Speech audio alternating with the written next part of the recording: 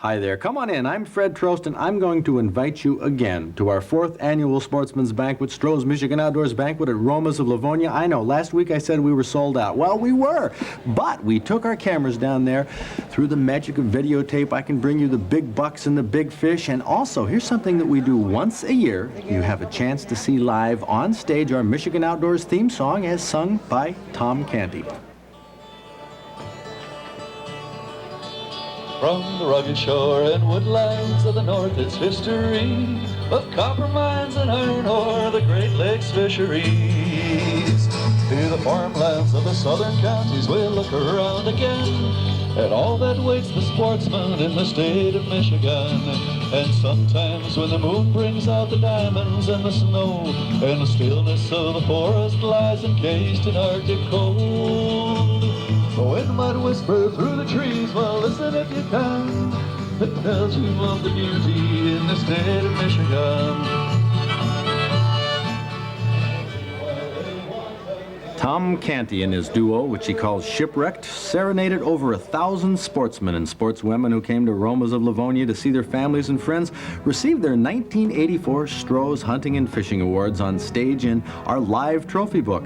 The big bucks and master angler fish that were the biggest of the year were here, and we also had some special guests who congratulated the winners, notably Ron Skoog, Dr. Ron Skoog, our DNR director. He got a first-hand look at the trophy fish that Michigan grows.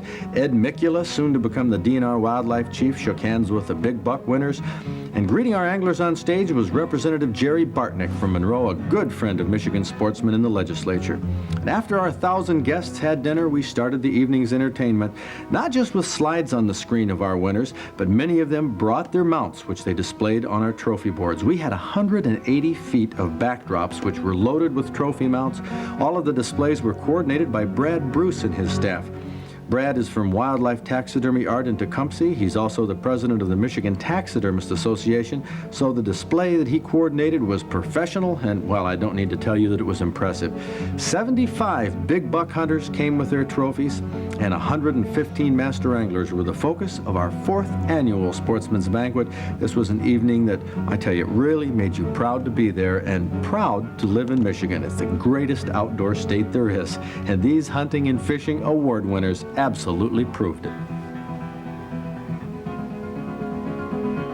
We thought if one thing was a sure bet, we're going to bring you some perch fishing. You can't lose perch fishing in Saginaw Bay. Take a look at this tape. I'm giving you a little preview of what we're going to show you next week.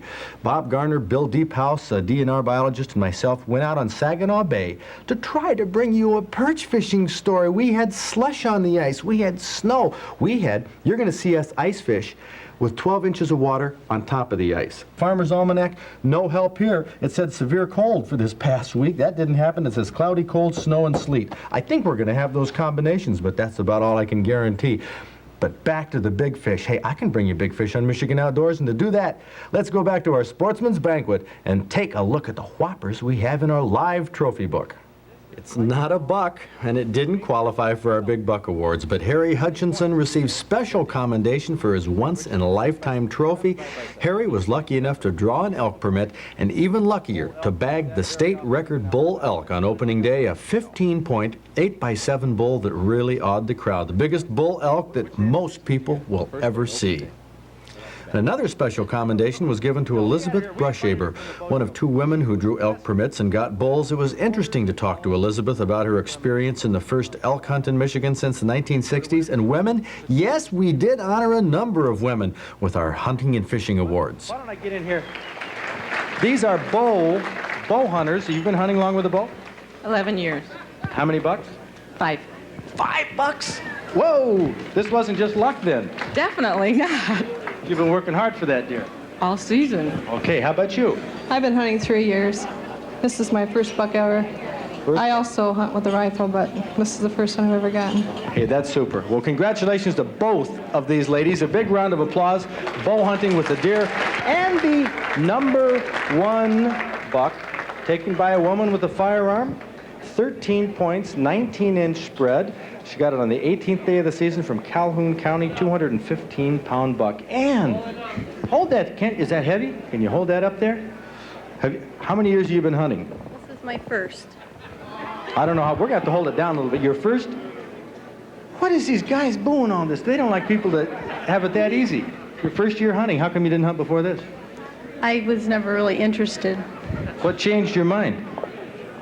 My boyfriend. I wouldn't doubt it. Well, how do you like it so far? I like it a lot. Okay. Well, good. She got the largest firearm buck in the women's category, Ann Kressinger from Battle Creek. How's that? Calhoun County. Congratulations. This fellow.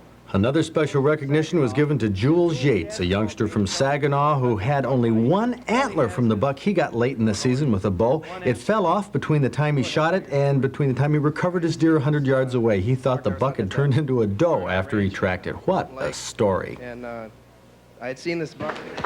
13 point with a 21-inch spread. Frank, congratulations. That's a heck of a deer. The top muzzleloader killed buck got in Otsego County on the 5th of December. Weighed 153 pounds. You hunted muzzleloader a long time? About 4 years, I think. The second one, I got 8 point here 2 years ago. You think it's more fun to hunt with a Oh, muzzleloader? yes. Why? Bigger challenge, bigger challenge. You only got this one shot, that's all. If you miss it, you're gone. Ken was the only person who qualified a deer with a handgun. Did you know that? That's right. How about that? What kind of handgun is it? What It's caliber? a 357 Super Mag from Dan Wesson. Okay, and how big is this deer? He was 190 field dressed, and he's scoring 162 and a quarter. Okay, and of course in our Big Buck Award competition, it scored out with 11 points at a 22-inch spread. Huge deer. He was a nice one. He was nice. Have you hunted with a handgun for a long time? No, that was the first year in UP. Fun, isn't it? It was a lot of fun. Okay. I'll be there next year, too. Now, John West got the deer that everybody envies. Hold her right up there, John. Look at that rack.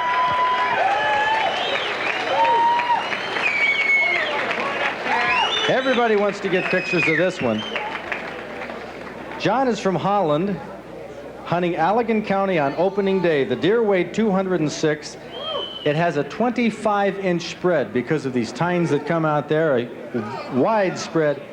How many points was it? 32. 32 points? Must have a typo here. We have 37. Well, sounds better. Sounds better. Well, the spread was 25 inches. Okay, it's 37 points. 37 points? Well, according to our scoring system, Bob Garner measured them. Sounds good. Yeah. 37 points. Of course, different scoring systems score antlers differently. They may require a 1-inch minimum, but if we can hang a ring on it, we'll count it as a point. John, what's the trick to getting a deer like that? You're in all the headlines among deer hunters nowadays. Just get out there and scout and check out your area and know what you're going for. Get out there and get him. Yeah, but you know, were you on public land? Yeah, I was. You was on public land. Now, this is kind of a dilemma for a guy to get a buck like this that's going to make all the papers and all the local people know where you hunted. I mean, the guy who came up here and he said, mine was 10 miles from that one, so he knows where yours was.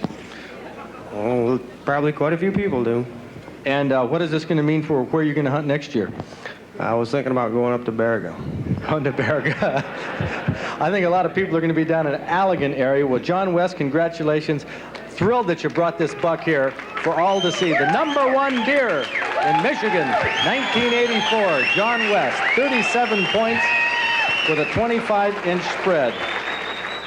And it says here that Larry Walls from Detroit caught a 10-pound, 12-ounce walleye, which has put him 19th,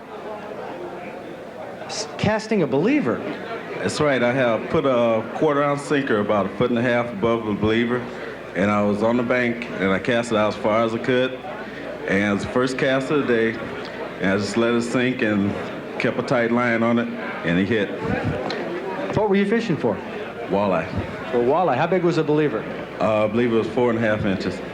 Well, not a real big one. Congratulations. First cast of the day. What'd you catch the rest of the day? Nothing. Nothing. Make sure the camera is rolling. This is a fish you heard about. It was in the papers. Come on up here, Robert Henderson from Vesterberg. This is not just any brown trout. Bob Henderson holds the state record. This is the state record, right? Record, right. This fish weighed 34 pounds, 6 ounces from Arcadia Lake in Manistee. Now, the data says, hold it down a little bit there. The data says you got this on an Eppinger copycat. Right, I did. Eppinger copycat. Now, I heard that people in that neck of the woods, that's not a typical lure to use. Well, normally we use Cleos, but we picked that up and it worked real good for us. And I threw it out there and it wasn't too long and I had this one on. Well, you got an awful lot of attention with that world record. It is a world record, isn't it? World record, a line test world record, and state record. And what test was it? 10-pound test line. This man, Bob Henderson, with a state record, a world record brown trout, here on this stage tonight. What a thrill. Thank you, Bob, for coming down here. Largest brown trout ever to come out of this state. Renowned. And here's the fellow who got the biggest fish of any Michigan angler in 1984, Larry Renaud from Indian River. He speared a 156-pound, 8-ounce sturgeon from Burt Lake last February. That's Michigan's largest fish species and Michigan's largest fish of the year. Congratulations to Larry. And here is Andy Keebler, who we named Master Angler of the Year for qualifying trophy fish in more categories than anyone. He took the 12th largest perch, the 3rd largest rock bass, the 15th and 10th largest smallmouth bass, the 3rd largest white bass, and the state's largest white crappie in 1984, making Andy Keebler from Grand Ledge our Michigan Outdoors Stroh's Master Angler of the Year. And congratulations to all of the sportsmen and sportswomen who were honored guests who made our 4th annual Stroh's Michigan Outdoors Sportsmen's Banquet the biggest and best ever. Voluntary conservation officers, well, the director of the Department of Natural Resources says he's laid them all off or fired them or whatever term you want to use. This all stems from the fact that a voluntary conservation officer, a VCO as we call them, was involved in a lawsuit that somebody had brought against he and a conservation officer. The Attorney General could not, because the VCO is not a recognized state employee, defend him, and it has cost the VCO many, many dollars in legal fees. So the director is going to lay them off temporarily until a law solution is found. Turkey flocks are disappearing. They're down about 30%, as a matter of fact, in the Baldwin area. But at Harrietta, there's a flock of 165 to 170 birds that's wintered in the same place for 12 years that has totally disappeared. Not anywhere to be found. Same thing holds true for pheasants. Winter has been very, very rough on the pheasants, too. Over in the mini game areas, department biologists went over. They trapped 6 hen pheasants for a dispersal study, put radio collars on them. And within a week's time, during those heavy snows of January, every one of those pheasants was dead. Not too good. We're not looking forward to too many good things for this pheasant season. Jerry Bartnick says he's putting in a bill this week which will ban handgun bans. Just like the Morton Grove, Illinois situation, it will keep Michigan cities and townships from enacting bans on handguns. Well, since this is a show on our Sportsman's Banquet, Bob, why don't we take a letter in the mailbag, a type of letter that I really like to respond to. Now, this is a good one from Michael Woods in Dearborn. For the last few years, I have done all the proper and necessary legwork to acquire permission to hunt on private lands. Also, I have followed the letter of the hunting law to a T. Why is it that there are so few like myself out there? I have had people walk in front of me, sit near me, shoot towards me, and yet I'm supposed to be alone. Don't people have any respect for a farmer's property line? Most farmers won't post property because of time and money. Even when I have offered to do it for free, they balk for fear of more destruction. Why are there so many unethical hunters? Would an examination of hunters to pass a test like a driver's license be helpful? What can be done? How do we reach these persons with guns to prepare early and respect the rights of others? Well, Michael, you've asked a whole slew of questions there, and no, I don't think it's going to make any difference to have a driver's license type test. You ever run into a rude driver or a rude bowler or a rude golfer? These are the same people who go out in the woods and they're rude at whatever they do. It's not typical of hunters. I think you've run into a few rotten apples and that sort of spoiled your attitude towards them. But maybe also you're a real good hunter. Maybe you stay camouflaged and you feel that more people are bothering you than maybe really are. But no, I defend most hunters in this state, and there's nothing wrong with hunters. We don't need a driver's license type test, but the main thing that you can do and I can do, Mike, is be a good example. Be ethical, be fair, be courteous in the woods, and that will do more towards improving the ethics of hunting and hunters than anything, especially for our kids. How about that? That's my feeling. You're right on on. it. You're That's right my on. feeling on it. But yeah, we're going to shift gears a little bit. Speaking of our trophies here at the banquet, I have a trophy I'm holding right here that Catfish Charlie caught. It's an 11-inch smelt. We don't have a master angler category as of yet for smelt, but we will this year, and we'll have an 11-inch minimum. Let's take a look at how this smelt was mounted, because it's an interesting process. After we took that catfish fishing trip, Bob, at 4 in the morning, we didn't do too well. Catfish Charlie pulled this smelt that he got out earlier in the year. And I said, hey, let's take it up to Hugh Stahl in Durand at Worldwide Taxidermy and have this smelt mounted, because he has a freeze-dry process, which I think you taxidermists out there, as well as viewers, hunters, anglers, are going to be interested in seeing. So I brought him the smelt, and when a taxidermist freeze-dries an animal, or say a fish, all he has to do is remove the eyes, because he's going to replace these with artificial eyes. Otherwise, when you get a fish back that's been freeze-dried, you have everything. The meat, the bones, the whole works, except that artificial eye. Now, he dips them in 3 vats for only a couple minutes here to moth-proof the whatever creature it is, as well to rodent-proof it, because remember, this might have a little more flavor or smell of meat than a regular taxidermy job. All Hugh has to do to prepare this fish for freeze-drying, what he does with every fish, is place the fins, paper clip some screen to a cardboard, and place the fins the way he wants them arranged. He sets this up on styrofoam and places the body the way he wants it. If there's any areas that, well, oftentimes a fish will lose fluids, so he pumps that with nothing more than a little Elmer's type glue just to fill it in. But that fish is going into the freeze dryer. You're going to get everything back just the way you took it to the taxidermist. Here's the real difference between freeze drying and conventional taxidermy: the drying of the mouth. He can open the mouth, you'll see all the teeth, there won't be any shrinkage, any oils, any problems, and then it goes into the freeze dryer. After 4 weeks in this $18,000 machine that is a virtual vacuum, isn't it, Hugh? Yeah, pretty close to absolute vacuum, yeah. That fish has been in there, and you say it's done. Why don't we take it out, get a look at it? All right. This is a new concept of taxidermy. I've never had a fish freeze-dried mounted before. Of course, this is not a huge trophy, but it is in some respects. Here it is. How cold is this in here? This is 5 below zero. Down there, 70 below zero. Well, why don't we take it out? Go ahead. Is it fragile? Or not really. Not like it was when we put it in. boy, it looks an awful lot like it did. It's a little sticky. Is that just the... Yeah, it's just from being cold. As soon as it warms up, it won't be that way. Hugh has only had a short amount of work into this fish so far, and frankly, a matter of minutes, not even an hour. And he finishes up by backing the fins with transparent Scotch tape and putting a little liquid plastic over them. When that dries, he can paint the fish as it is, as it was, and it is extremely lifelike. Here's the smelt, the 11-inch smelt that Catfish Charlie got, opening up our Master Angler Awards in smelt.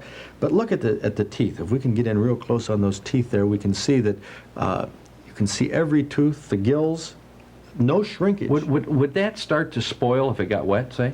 No, that is an amazing thing. It'll float. And you can't reconstitute it. This fish will never swim again, Bob. It's all done. But he can do this with reptiles. It's extremely difficult to mount a snake or... and let's take a look at some of the other animals that Hugh has freeze-dried. Well, what's the story behind this little fawn? That is incredible. The detail. This was stillborn on a game ranch, and the fellow that owned the deer brought it down to me and had me do it for him. That's about as lifelike as you'd ever want to see. Yeah, you just can't get any better. And antlers in the velvet, I've never seen anything quite like this either. Well, this was a roadkill deer. It was killed about the last of July. The horns were all soft yet when he brought it in. They hadn't begun to harden yet. Hugh Stahl has won awards with this freeze-dry process, and I'm sure you will see some of his work up at our outdoor fair in July. Which brings us to the point, Bob. They don't look like much right here, Kathy. No, not These are much. called venison roll-ups that we're putting in some hot grease. Mary Keskine from Johannesburg sent us this recipe, and I guarantee it's going to be outstanding. They sound real good. Well, on Morton F. show back in 1968, the winning wild game recipe of the year was one very similar to this. It was called stuffed venison bundles. How you make these? You take some round venison steak, maybe an inch or 3/4 of an inch thick like this, and you're going to pound it. Now, I'm normally not too crazy about pounding venison meat to tenderize it because, frankly, normally need to. this piece of meat is so tender. If you put it on the grill for about 6 or 8 minutes, just the way it is, it would be outstanding. You pound it until it's thin, much thinner than this. This is the size that we pounded these steaks into. You can see, you can't quite see through them, but they're almost transparent. Then, what Kathy's doing right now is browning these bundles, and then we're going to turn the heat down. You take them into something like shake and bake frying magic is what Mary Keskine recommends. Shake the pounded round steak of venison out like that. And then we're going to stuff it with what else? Bread stuffing. Bread stuffing. Stovetop stuffing. Yeah, this is stovetop. Yep. Right there. And roll it up. And this is our, what she calls venison roll-ups. Like I said, very similar to the winning recipe in 19... You know, maybe we Quite should... simple, too. That you could do almost any place. I wonder if we should have a wild game cooking contest like Mort Smith did sometime. I think so. You want to set that in there? A lot of good recipes. We'll set that in there and get that started. Now, the only other thing you do is you wait until they've browned. Right. Take a look at those. Do you think they're brown enough? They're browning good. We're going to do this a little bit prematurely. The next thing you add is some pepper to taste. Right there. Fresh ground pepper is actually the best if you happen to be a pepper freak like I am. Yeah. And we're going to put some dried onion soup mix in with this. I don't think it's going to hurt it too bad, even though that one isn't brown, because we're going to cook it for about 45 minutes. We're going to start off right now by adding water, about a cup of water, and I think we'll probably add a little more in maybe 15 or 20 minutes. Well, it depends on how thick you want this gravy. Okay, well, this is in our outdoor digest. Mary Keskine of Johannesburg says it's great. I know it's great. Oh, yeah. I can tell it's going to be delicious, and we're going to find out how it tastes in just a moment. But first, let's take a look at the question in this week's outdoor quiz. The question is about deer. When a white-tailed buck has unusually large diameter antlers, what does this normally indicate? The thickness of the beam of a deer's antlers is generally an indication of the food supply. Better nutrition grows heavier antlers. These are the venison roll-ups. Tasty, tasty, aren't they? These are really good. The stuffing adds an awful lot to them, and the venison's really tender. Well, it is. Of course, it was pounded. Very thin.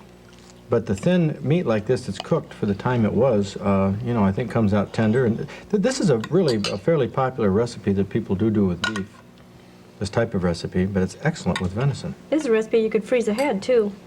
Make a bunch of them and freeze ahead. Yeah. Venison roll-ups, that's in our outdoor digest. You know, it's nice here. Well, everybody is back at the banquet right now, because we never have time to eat at the banquet anyway. That's right. So we're getting our chow now, but showing everybody the venison roll-ups that is in our outdoor digest, and this digest is the last one of February. Here's another one. This guy, this is one of my favorite stories of all time. Ellis, come on up here. Ellis Wygant. I tell you, Ellis has a story that won't quit.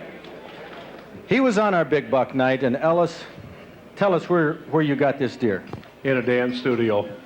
This was in a dance studio in Williamston. What's the scoop?